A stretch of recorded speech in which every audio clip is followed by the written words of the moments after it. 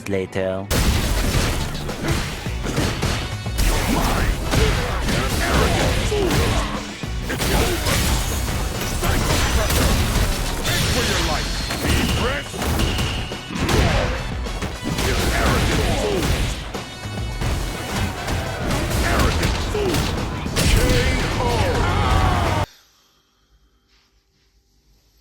So yeah, Street Fighter 6, man, this game is a roller coaster ride of emotions. It can be very hard to play. Anyways, today we're talking about the top 5 common mistakes that players do in Street Fighter 6. Obviously, everyone makes mistakes. We all do, and we're all trying to improve. So let's start first with number 1, which is overextension on offense. Say that you're a Chun-Li player. Why is he always gonna be Chun-Li players? Anyways, say that you're a Chun-Li player, right? And you're going for this block string 3 lights and then crouching medium kick into fireball or whatever special, right?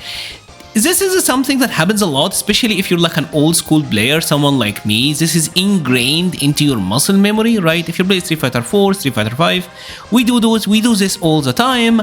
But in this game, that nasty Ken is gonna crouching medium kick, cancel that into drive rush, and now you got to hold his offense, or maybe even he will counter hit you.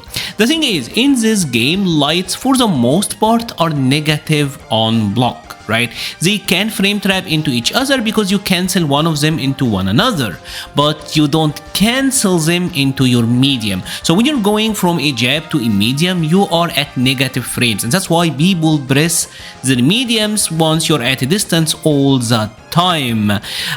This can be pretty annoying to deal with, especially since if you didn't commit to the cancel, you're still in range for their crouching medium kick anyways, so they will actually just block it, and then it's their turn to turn on the offense, right?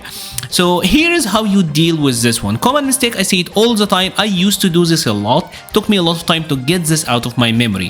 What you need to do is first test them. Do 3 jabs, 3 lights, and check out what are their reaction. Are they creatures of habit? Are they always gonna press the medium or not? Right? Well, if you know they're gonna press it, there's a number of things that you can do. You can cancel immediately into a special. You can extend with a force light, especially like a standing light kick. These tend to do really well, and if it happened to hit, you're getting the counter hit. That could be actually really nice as well. Some characters like Ken or Ryu got specials that you can use to frame trap, such as Jinrai and Hashogeki, and there are other options as well that you can do. Characters, for example, like Ken, his jab is only -1, so he can be sneaky and press like your crouching medium punch, and if you do so, you're gonna frame trap them because your crouching medium is now 7 frames and their crouching medium kick is 8, so this can work out in your favor.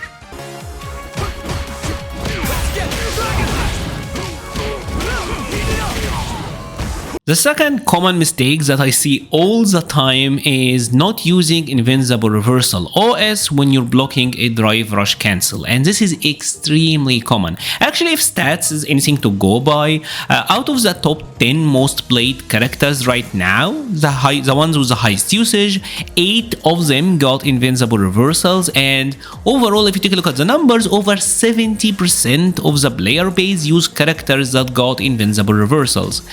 What I'm talking about is when you do a drive rush, take a look here, right? You will notice that there is this number 11. 11 frames is the fastest action that you can take out of a drive rush. Your character got to drive rush for at least 11 frames before you can act, right? And if you're trying to just block, that is over 20 frames. So you can act, you can attack or do whatever before you can block, right? And this means that when you happen to block a drive rush cancel, there is a window where the opponent have to commit to a button and they can't block, and this is where the OSDB come into the play. You can always match your invincible reversal here, and the opponents, they cannot block. That option is locked. The only thing that they got to do is, well, they can press a jab and try to make this a block string. This typically happens to mediums, and this is something that you will see at top level play all all the time. You might be wondering, well, Mura, why would I want to do this? The first thing is, well, you wasted 2 bars, they wasted 3, so you're winning in the drive economy. You got some damage on them. A lot of characters get OK from their own drive rush knockdowns, and you eliminate a lot of the mix-ups, because out of a drive rush they can grab you, they can go for a frame trap, they can go for a delay button, a button into shimmy, they can do so much, and you eliminate a lot of layers of their offense.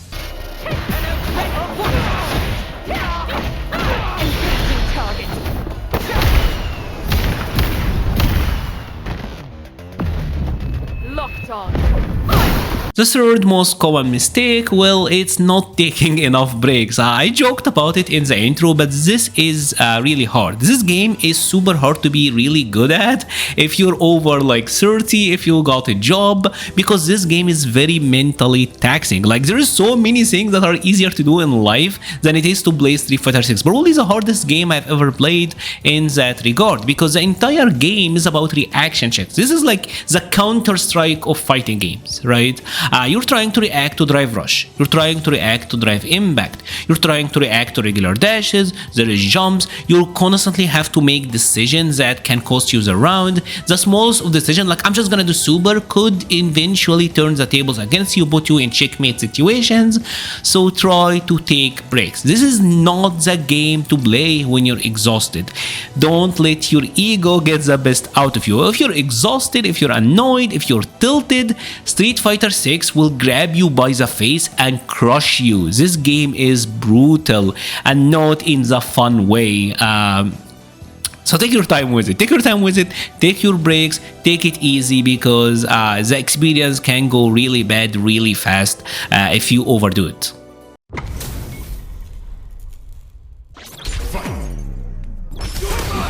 The number 4 most common mistake that players do, in my opinion, is simply wasting your resources. This is a game of checkmates. This is a game where even if you got like 70-80% health left, you can be checkmated, which is very brutal, very difficult, and it's very easy to fall into this trap as well. And maybe you don't even make like a colossal mistake, but it happens, right? This is the end of like the Capcom Cup, and Chris Wong simply gotten into like a checkmate scenario where he can't do anything, right? But what is on you to do is try not to get yourself to that position to begin with. If your character, especially like against like some specific opponents like Aki, like Marisa, I think Bison is totally ridiculous. There are some characters that are absurdly, like they're nightmares to fight if you are in burnout, and you have to be very careful. You always want to reserve at least one super. You at least want to have an invincible reversal if you're in burnout, because this is like the one tool that can save your life. So try not to waste your resources, your drive resources, without any need really. Wasting them, overdoing it on drive rush cancel, and all of that. Try not to waste your supers once you're in burnout. If you got a reversal option, don't go for like a level 3 reversal when you could have just level 2. If that level 3 is not gonna kill, don't go overextend on combos and let the opponent have a chance to come back on you. Again, a lot of decisions that you have to make on the fly. We can't always be wrong. We can't always be right. We will always be wrong, but we can't always be right. And even the top players, they do make mistakes. So we're all trying to learn, but this is the ABC of this game. Try not to be in burnout without resources, because you're gonna get got. Now, the final thing that people don't use enough, in my opinion, is drive reversals. Drive reversals could actually be really good in Street Fighter 6. They are very specific like there are some very specific situations where you want to use them. You don't want to use them all the time because they are very punishable, but there are situations where they can work, and I legit forget about them sometimes. And I'm sure I'm not alone. I'm sure you do actually forget them all the time, right?